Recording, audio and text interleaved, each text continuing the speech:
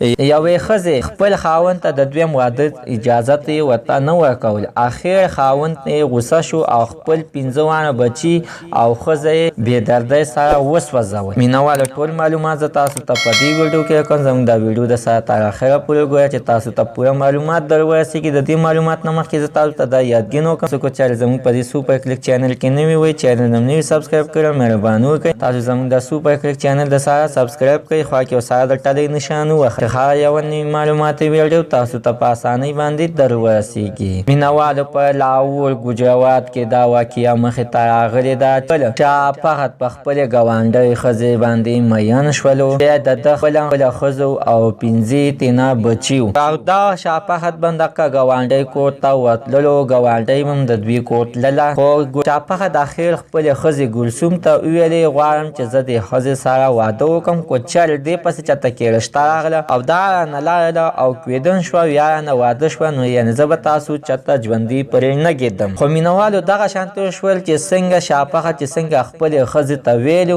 هغه شانتې کار یې وکړو چې څه ټایم کې هغه ښځې پسې ګاونډۍ ښځې پسې یا ښځې پسې چې رشته راغلله نو شاهفخر سمدستي خپل کور ته راغلی او خپل ښځه بچي ټول هسې کمرې ته رادننه کړل او تیلی یې ورته ووایي چې تاسو زما زندګۍ سره لوبې کوئ نو تاسو ما نه داسې ژوند وکئ. خو د شاهفخر په خپل دماغو کې دغه ښځه وجلې ده مړه کړې ده او 15 واړه بچي هم وجلي دي مړه کړي دي.